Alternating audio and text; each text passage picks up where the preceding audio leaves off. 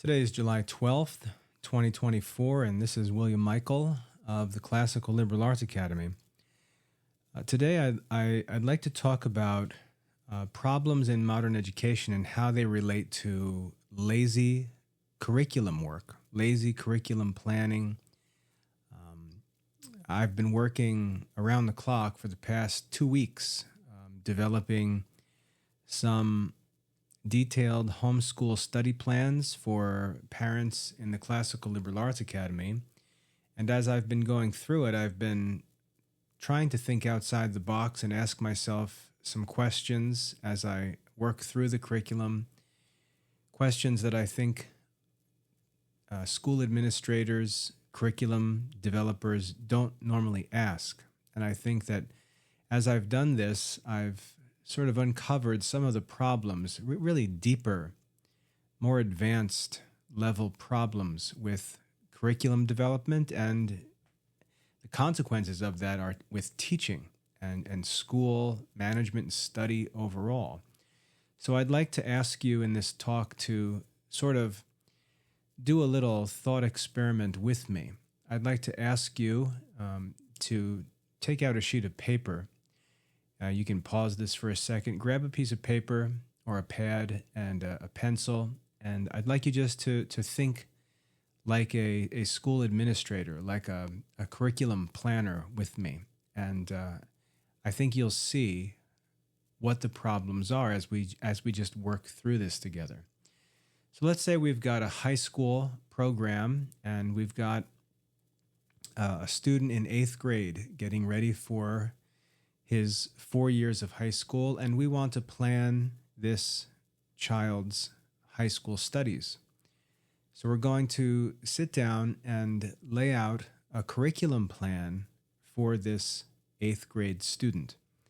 If I were to ask you, what does this student need to study in his 4 years of high school? What does this student need to study during his 4 years of high school? Most people would begin to answer with things like, well, the state diploma requirements and college admission requirements talk about 4 years of English, 4 years of math, 3 or 4 years of a foreign language, 3 or 4 years of science, and 3 or 4 years of social studies.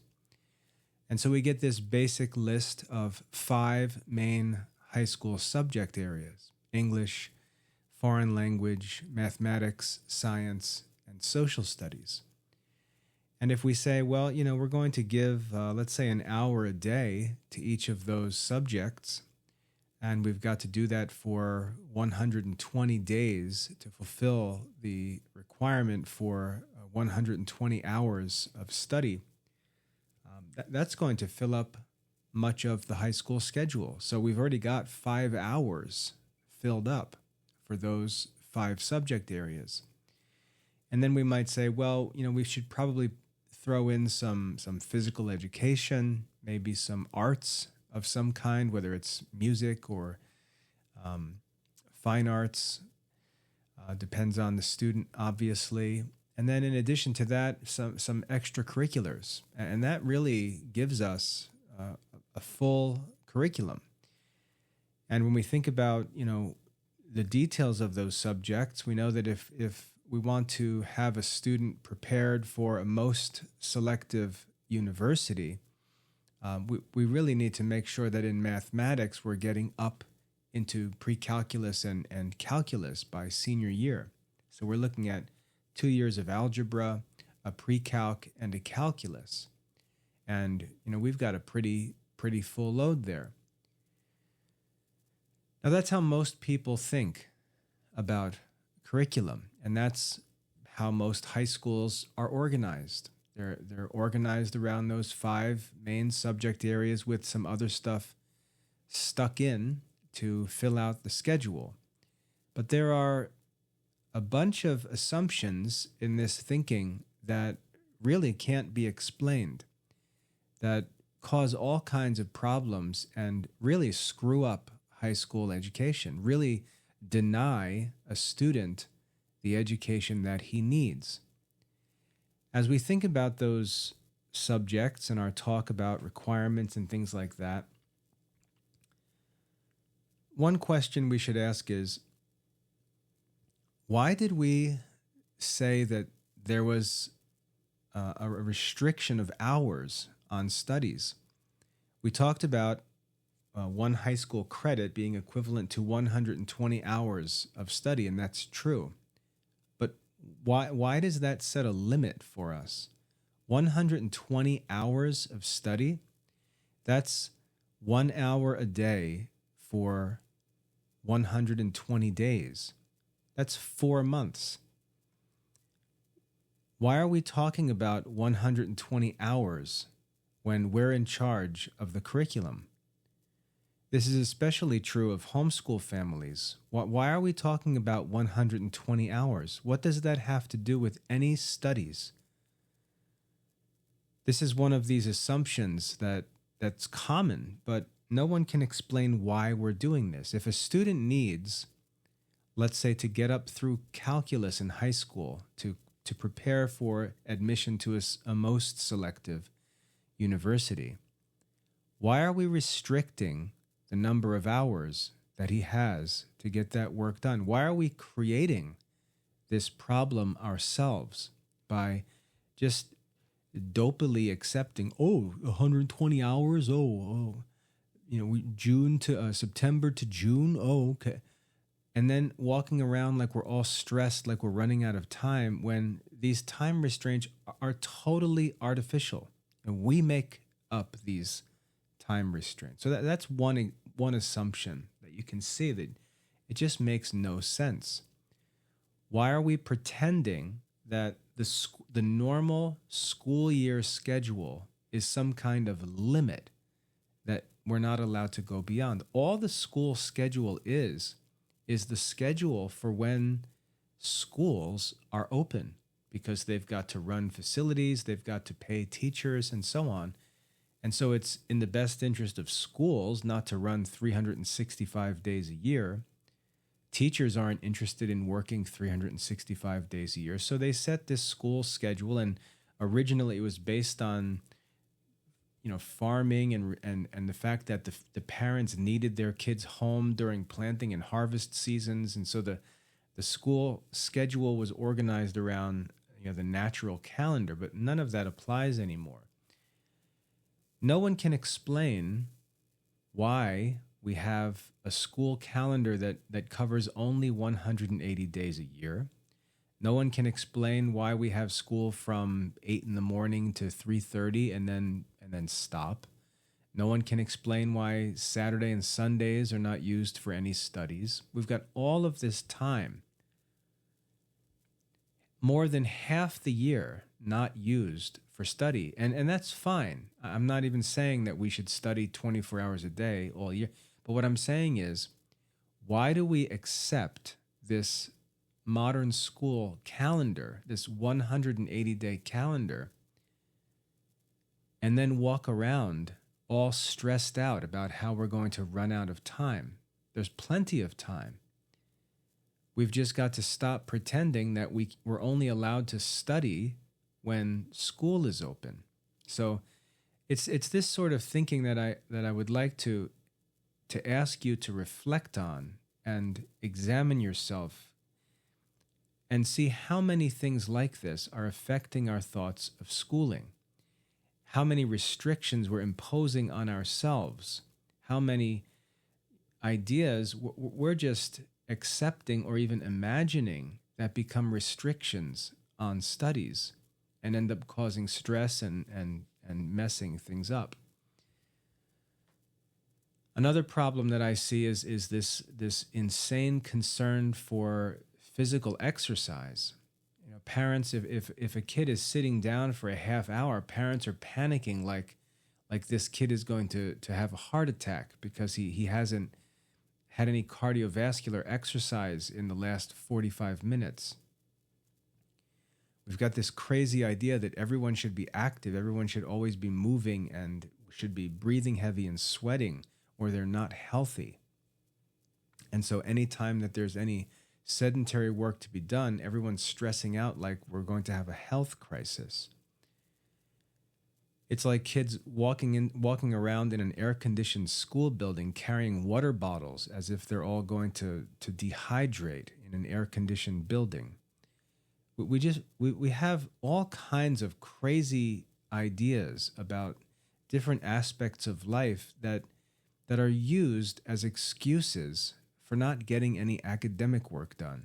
And I'd really like to challenge parents and teachers and school administrators and students to really ask, why are we making so many excuses to get ourselves out of studies and then complaining that there's no time to get things done or that we're behind and so on? It just doesn't make any sense. So that's one set of questions that I'd like you to ask yourself. Now let's get back to this list of courses we had made. We said English, foreign language, mathematics, science, and history. And maybe some elective type stuff, some art, phys ed, and so on. But we've got real problems in this curriculum. This student, let's say 13, 14 years old, who's going to be getting ready for adulthood, he's got these 4 years ahead of him to prepare for, turning 18, and it's significant because at 18 he can begin to make his own free decisions as a legal adult.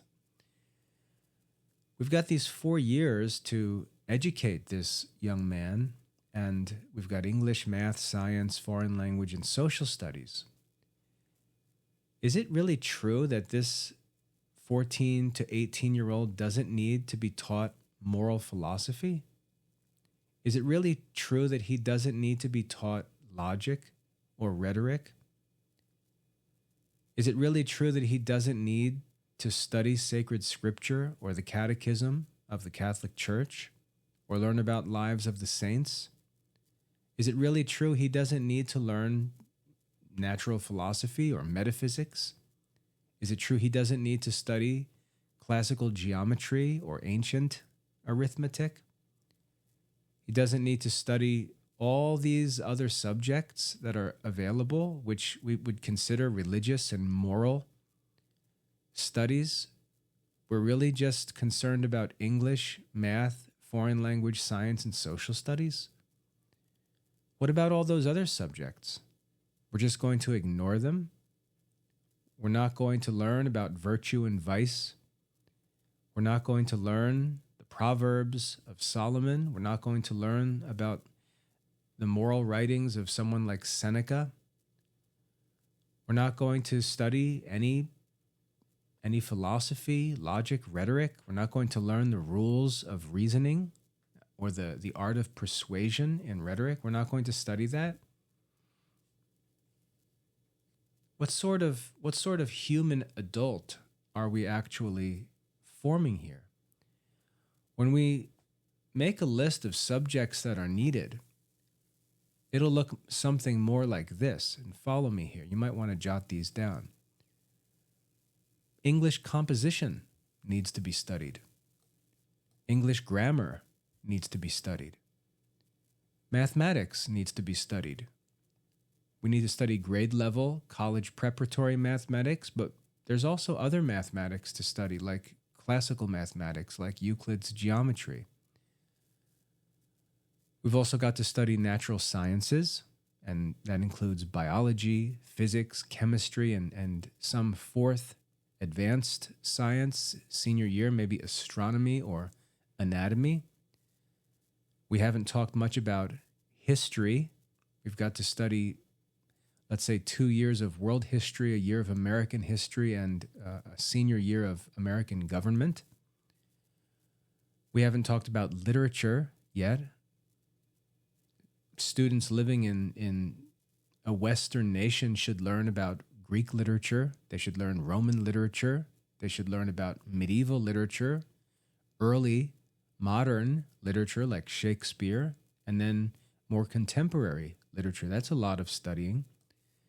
Foreign language, we could give the kids some practical foreign language like Spanish, but it would be much better if they used their time of formal learning to learn classical languages like Latin and Greek, to learn to read Latin, to read Greek.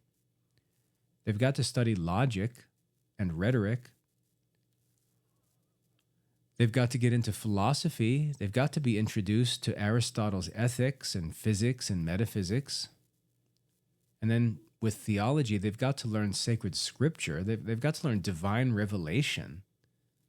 And then the Catechism of the Catholic Church, which is the Church's present teaching on all aspects of faith and morals, that obviously has to be learned. And then they've got to study the lives of wise and holy men, like the lives of the saints. So now we've got a much, much greater list of subjects to be studied. And these subjects, they include, dozens and dozens, hundreds and hundreds of individual lessons. And when we start to think about just brainstorming on a blank sheet of paper, what subjects, what knowledge do our kids need? Does this 18-year-old young man need? What would equip him for the decisions that he's going to have to make at age 18? We're going to keep adding to that list. That list is going to get longer and longer of things that we can't deny that these things are important and necessary and helpful. We can't pretend that just the requirements for college admission are necessary and none of these other subjects.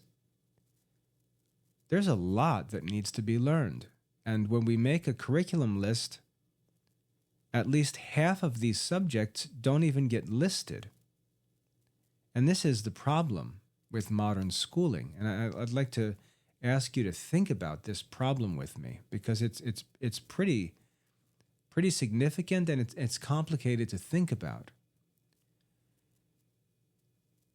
Now, if we start with a list of just a few subjects, like those 5 main modern subject areas, and then we look at the calendar, what happens is we say, well, we've got to study these 5 subjects, and we've got like 6 hours, 7 hours a day for school for 180 days. So we take these 5 subjects, which really don't present us with a lot of actual substance or content. And what we do is we just fill all the time with these subjects. It's not like we're carefully leading the students through very efficient studies of like bullet point concepts in these subjects. These subjects just sort of sprawl and fill the container that they're given. So if they're given a course that meets 1 hour a day for 4 days a week for the school year, we'll just fill that whole time with these subjects because we say, well, that's all we've got to study. So we'll fill the time we have with these subjects, and the more and more we study them, the better off we'll be. And so what's happened over the past 200 years since public schools were developed and this secular career or college preparatory curriculum was established with these minimum requirements is that we've just become accustomed to filling the whole school schedule with activities that relate either directly or indirectly to these 5 main subject areas. The 5 subjects, if we step back and look at them, are taught very inefficiently, very expensively, and they're taught to the exclusion of all other studies. And so these 5 subjects have become very costly subjects. And really, it's an unsustainable plan.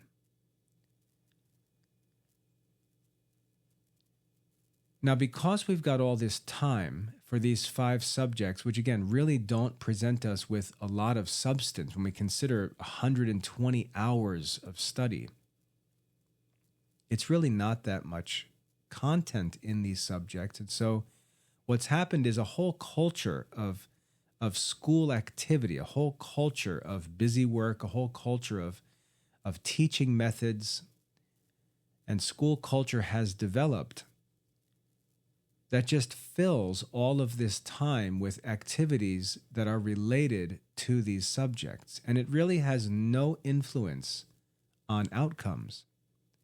It's just meant to fill the time. Teachers have to come up with activities to keep all the students busy.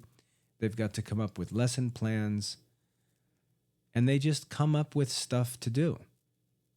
And it really isn't necessarily purposeful. It's not efficient. It just fills time. Because there's really not much substance to cover in these subjects. Sure, there's some, but 30, 40 hours of real study, of efficient instruction would cover everything. The rest of the time we spend just doing activities or projects related to these subjects. Tons and tons of busy work just to fill available time. And all of these other subjects are neglected. And here's the important part. If we were to think about the curriculum differently, everything would have to change. If we started by saying, we really need 12 subjects, not 5. This student has a need to cover 12 different subject areas, not just those 5 minimum requirements. And if I mapped all of that out, as I have this week for the Classical Liberal Arts Academy, I've gone through, really thought about all of the subjects that a student needs to study to prepare for adult life. And I mapped them all out for each of the 4 high school grades. And man, it's a ton of content. But as I looked at it, I thought about how parents or how school teachers would respond if they looked at this detailed curriculum, and I think that they would all complain. They would say, well, there's no time for this. But that's a loaded argument. It's sort of a circular argument. Because when they say there's no time for this, they're making assumptions.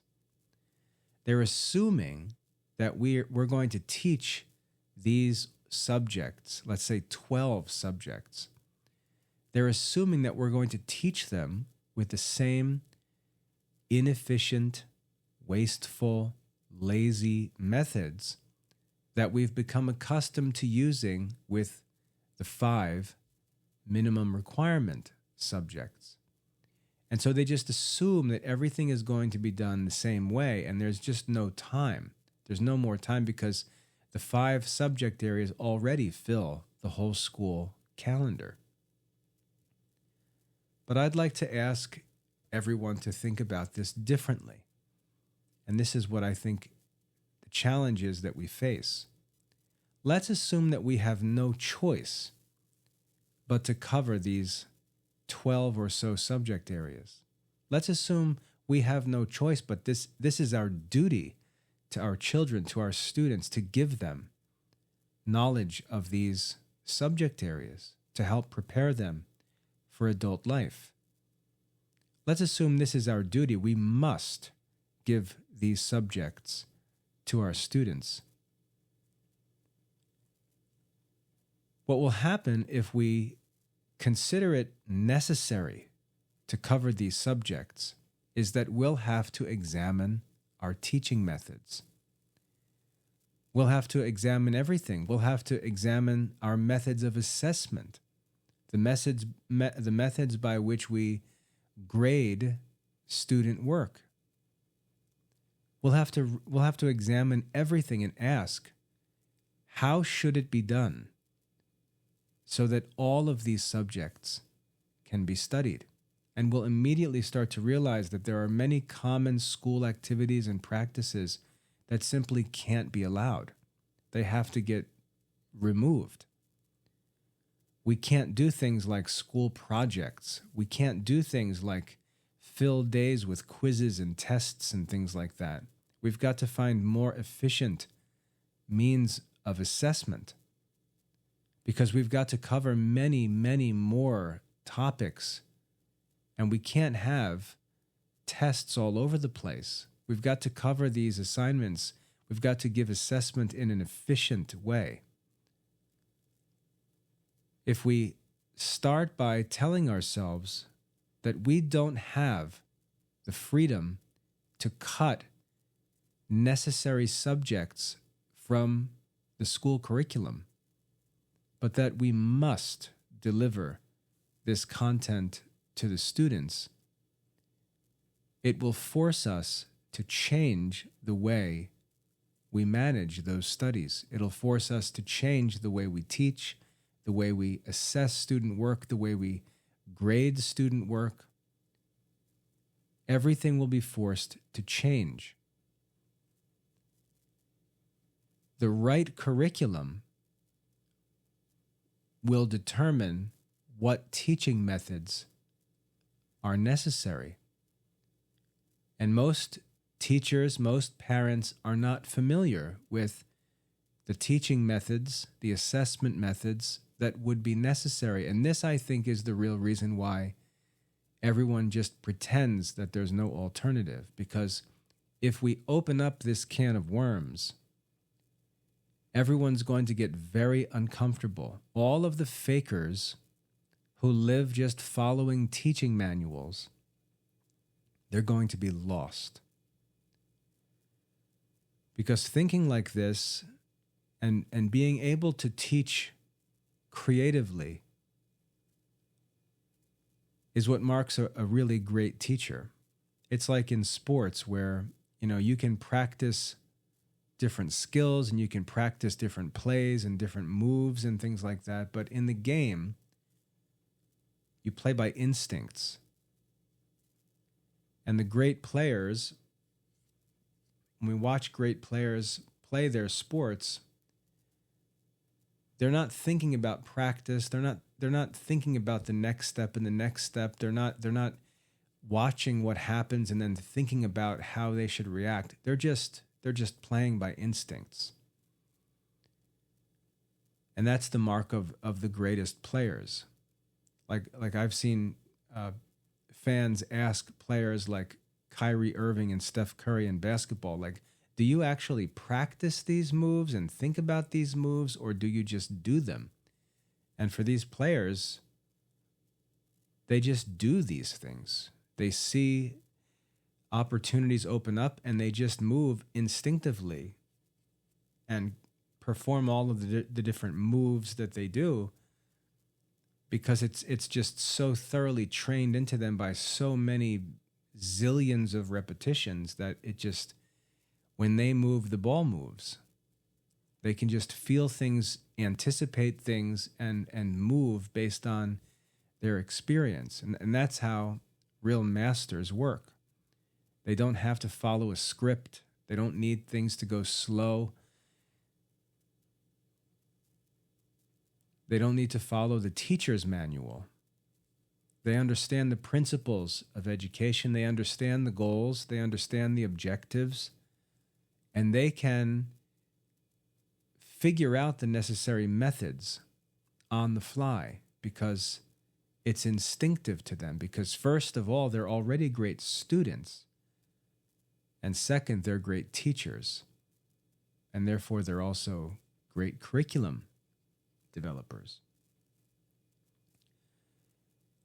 But you see, what we've done in modern education is we've actually allowed ourselves to get away with dropping half of the courses that kids need from the curriculum and just telling ourselves that this is okay, that this is normal.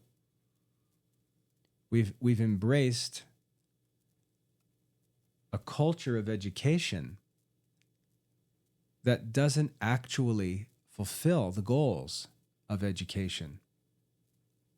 It's like having 10 things to do one day and think about how disciplined you need to be and how efficient you need to be, how you've got to map out the activities and really think through everything that needs to get done and how and when it's going to get done.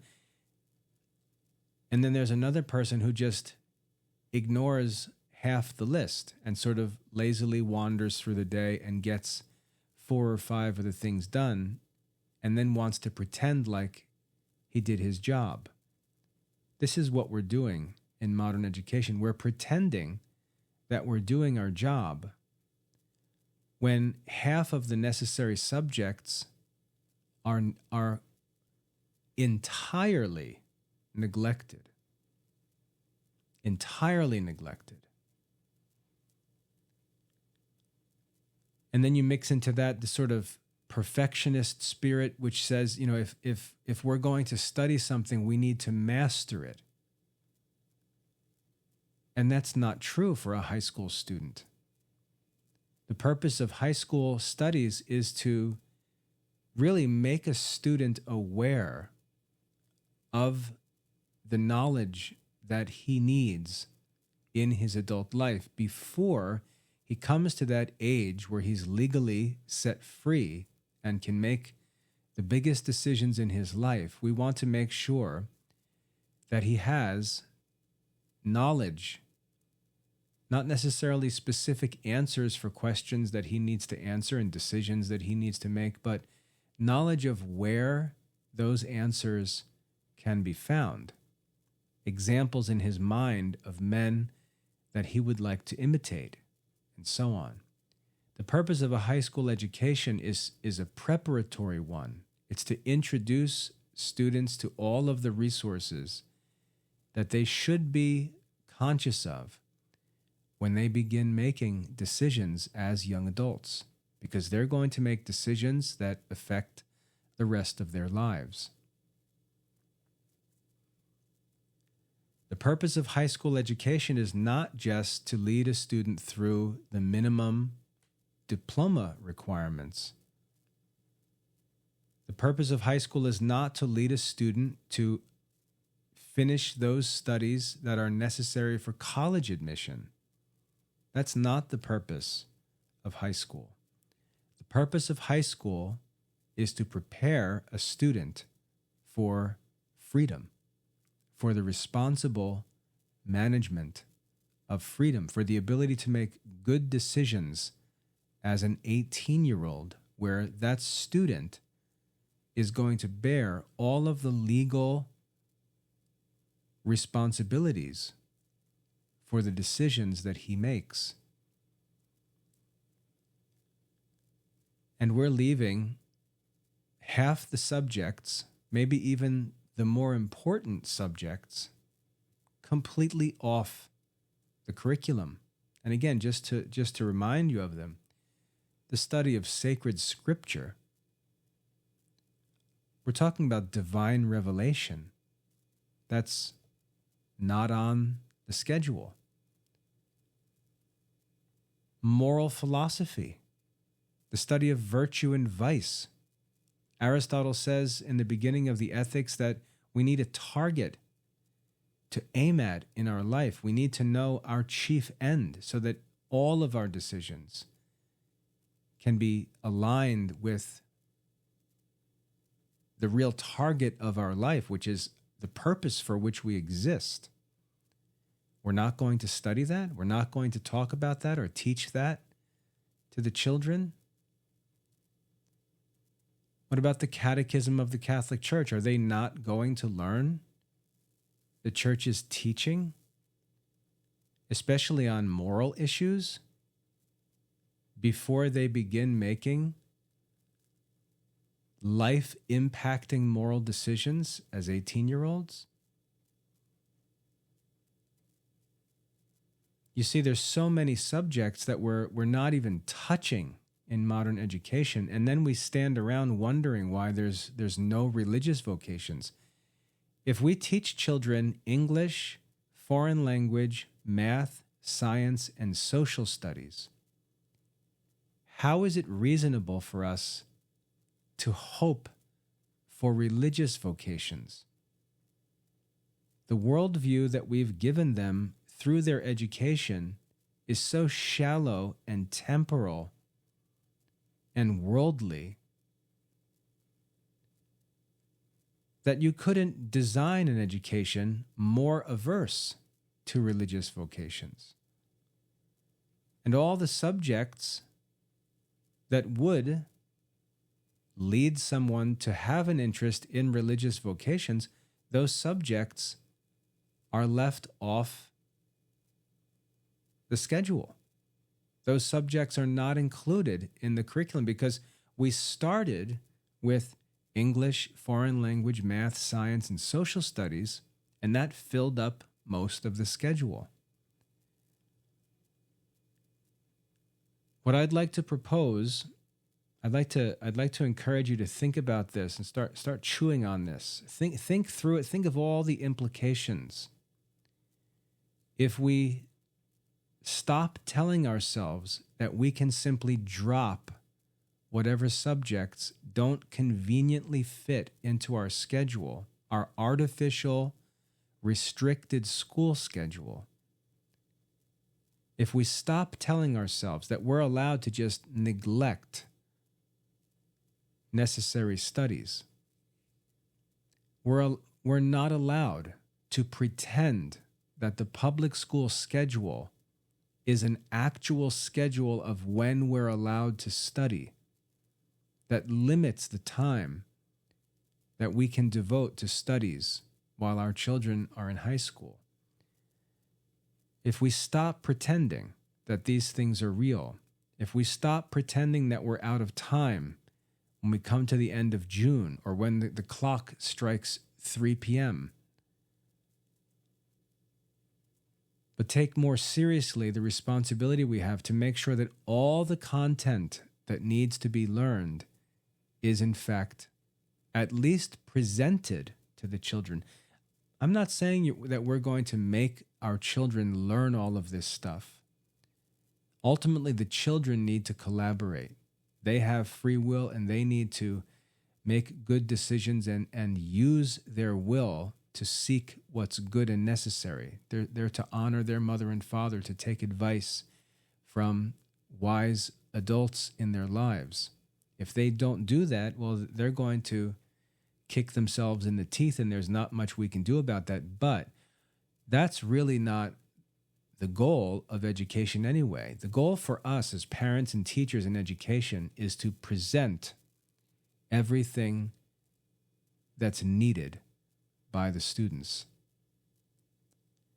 Just like the goal of the farmer is to prepare a clean bucket of water and lead the horse to that bucket of clean water. He can't make the horse drink, but making the horse drink is not his job. Preparing the water, providing the water is his job. If we leave half the subjects off the schedule, that's our fault. And if our children are sent into young adulthood unprepared, intellectually, morally, spiritually, and so on, and I don't like to use the word spiritual, I'd rather use the word religiously with respect to the human side of religion as far as routine and habit and instruction are concerned.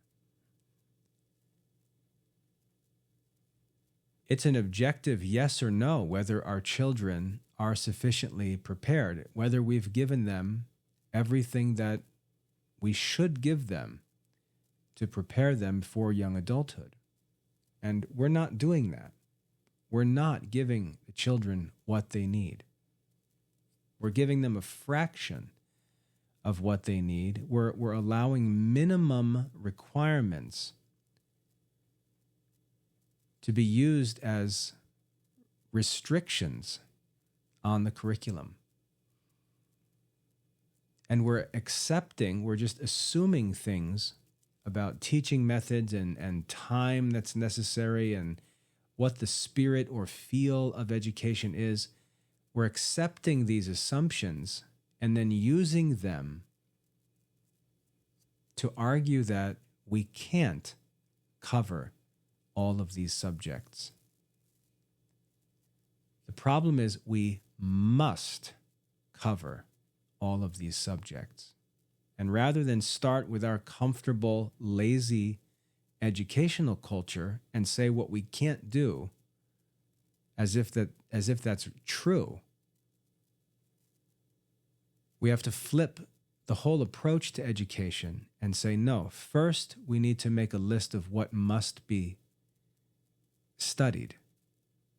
And then we must find ways to do it. Even if that means changing the ways we teach, changing the ways we study, changing the ways we assess, and so on.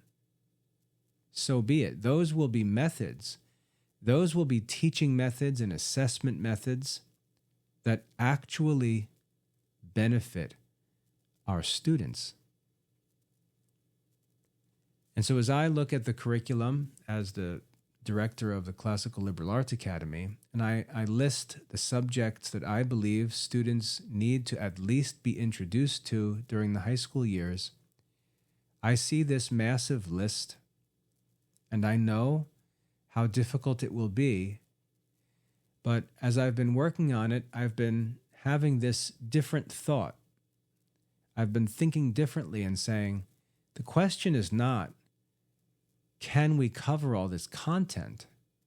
The real question is, how can this content be covered? That's the real question. That's the right question. The question is not, can we cover this content as we do things? The real question is, how must we do things to cover all this content?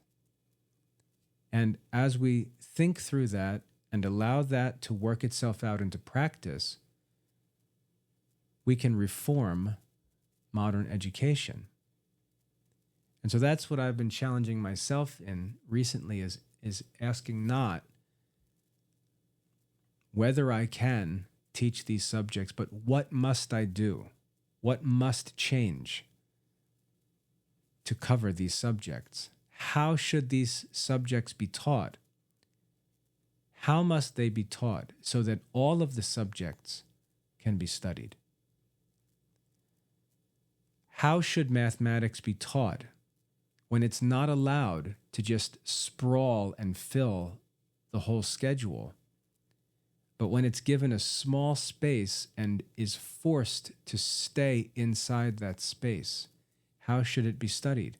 How should it be taught? Maybe the standards we have for those subjects is too high, and it's really not necessary that we study them as thoroughly as we have been studying them in high school. Maybe we need to lower the standards for those modern school subjects so that other more important subjects can get into the schedule.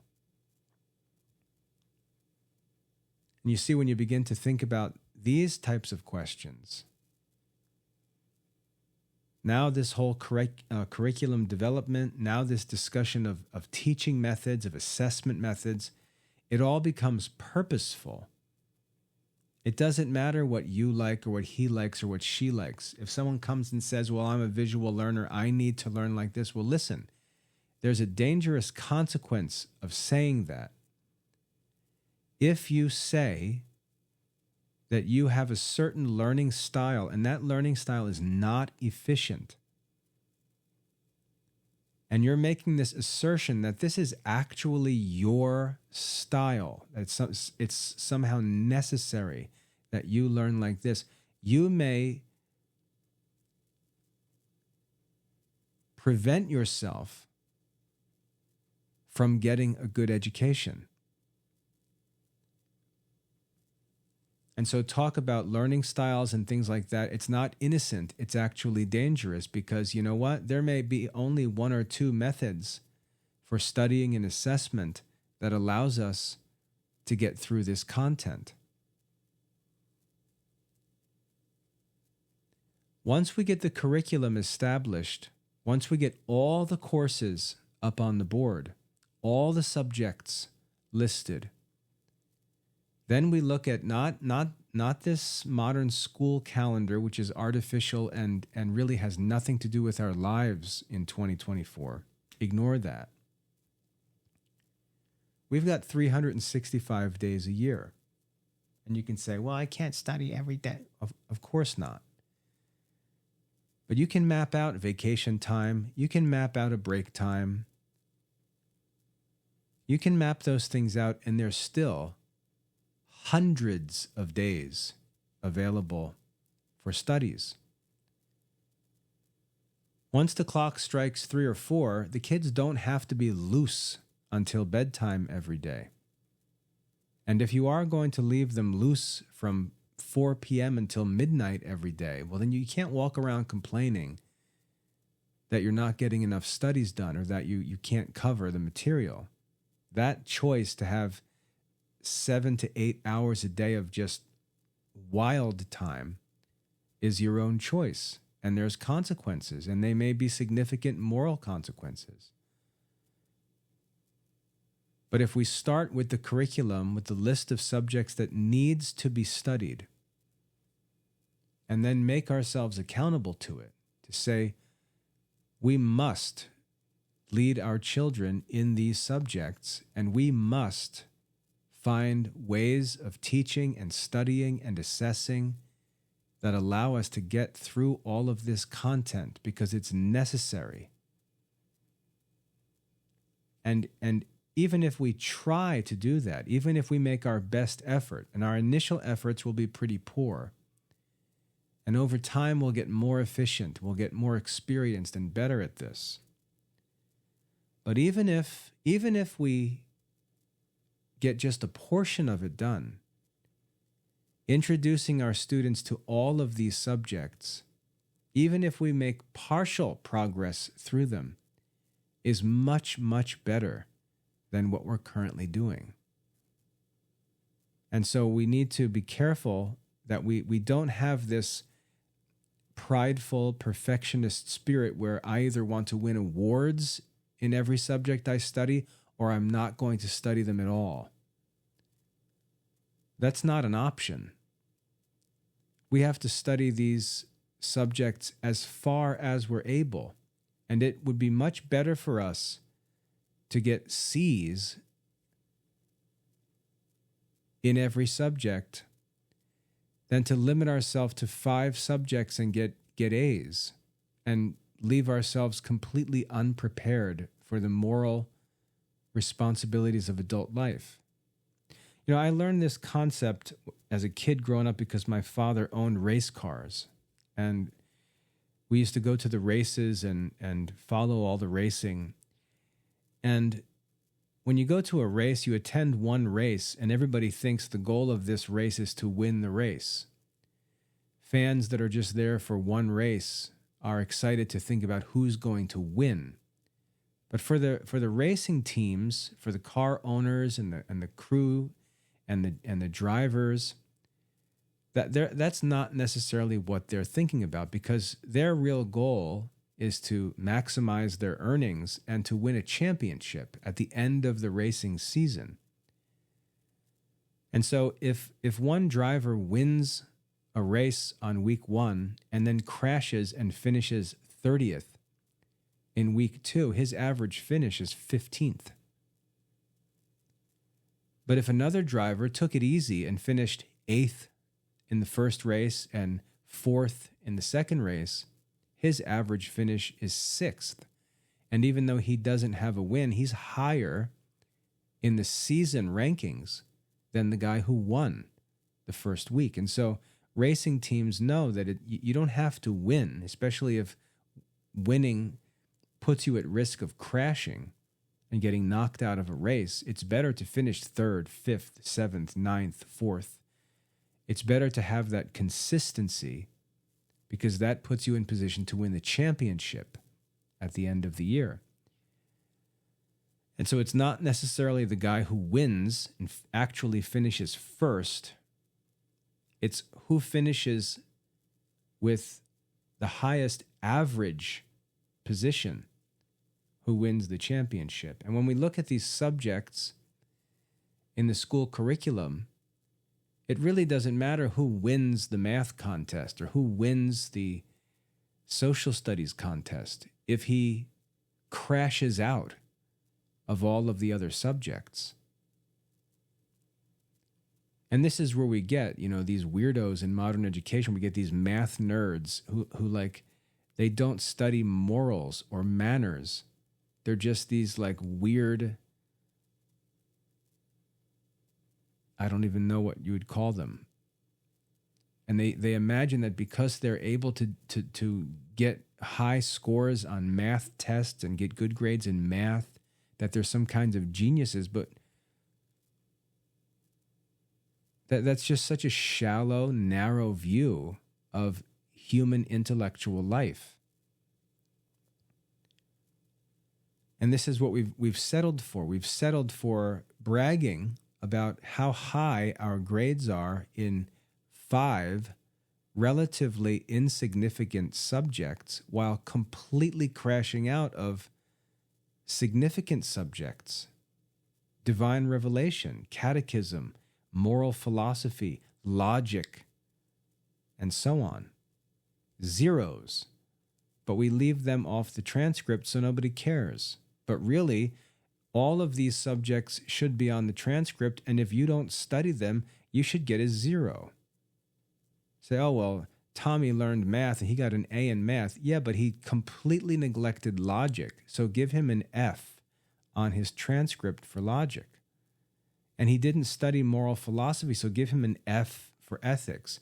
He didn't study the catechism or scripture, so give him an F for theology. And now all of a sudden, his A in math doesn't look very impressive anymore.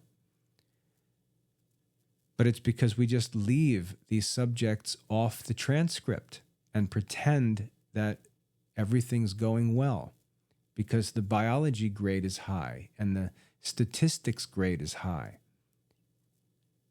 But the weightier subjects are just ignored. And we can't allow this. We have to get all of the subjects on the transcript. We have to get all of the subjects on the calendar, on the schedule. And then we have to figure out how to cover them efficiently, how to get them all covered. We have to become more and more efficient. We need more time. We can't put in the 8 to 3. I had a woman write to me the other day saying that she's got like 4 or 5 kids. She's planning on homeschooling, and she wants to be done at noon every day. It's just nuts.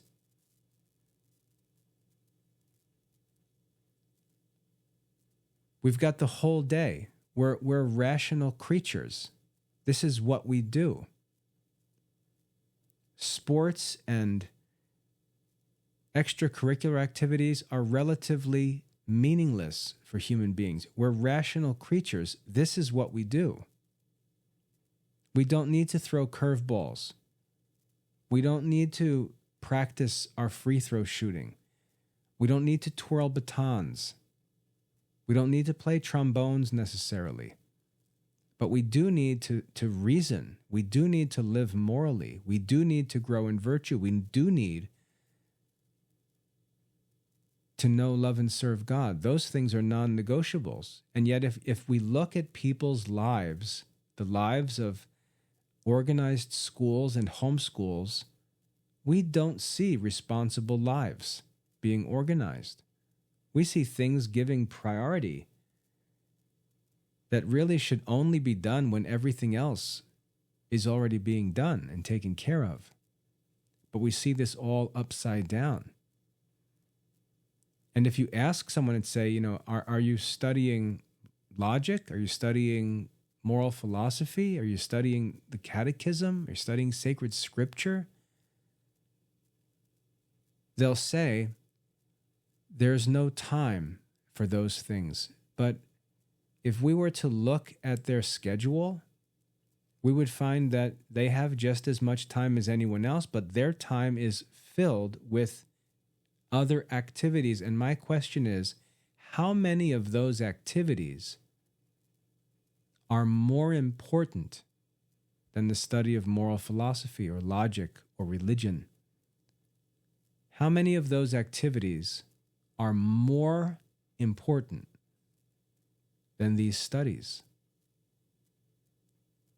And so if there's no time, that time needs to be freed up because there's other important stuff that needs to get done.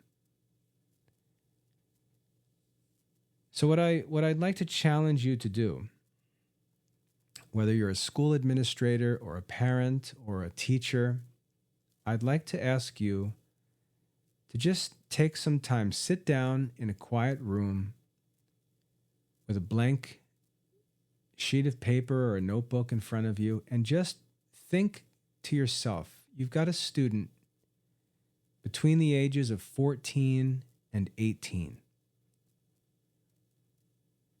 You want to prepare that student to live happily ever after at age 18. Think about what he's got to face, think about what he's got to do, decisions he needs to make, and so on. And ask yourself, what does that student need to learn? What does that student need to learn to be prepared to live well at 18? And list everything you can think of on that sheet of paper, and then look at that sheet of paper and tell yourself, this must be taught. I guarantee you that that paper will not say English, foreign language, math, science, and social studies. I guarantee that there will be at least a dozen other subjects that you've got listed on that sheet of paper. And the question we need to ask then is, how will we cover these necessary subjects? Because the answer to that question, when we find that solution, we'll have responsible education. And until we take that challenge upon ourselves, until we do that work, we're neglecting our responsibility for the education of our own children as parents and as school administrators and teachers. We're neglecting our responsibility to serve our students and prepare them for the real end of their learning, which is to live well as adults, not just to get a diploma, not just to get admitted into college, but to actually live a good human life, fulfilling the potential of human life, which is to know, love, and serve God and be happy with Him forever. The education we provide has to serve that end. And if the education we're providing does not serve that end, it's probably because we ourselves received the kind of education that we're giving our kids. And we don't even think about these things because we were raised with an education that focused on English and foreign language and math and science and social studies, and we didn't study moral philosophy or religion or catechism or logic or rhetoric. We need to break this cycle of perpetuated ignorance and give our children, give our students the education that they actually need. And the first step of doing this is to even figure out what subjects need to be taught. And then the second step is figuring out how to teach them so that they can all be taught. So I challenge you to get to work on this first part, which is just brainstorming and listing all the subjects that a child needs to learn to be prepared well to live as a young adult. Let's do that, and then we'll start thinking and talking about how we can actually deliver such a curriculum. I hope that's helpful. God bless.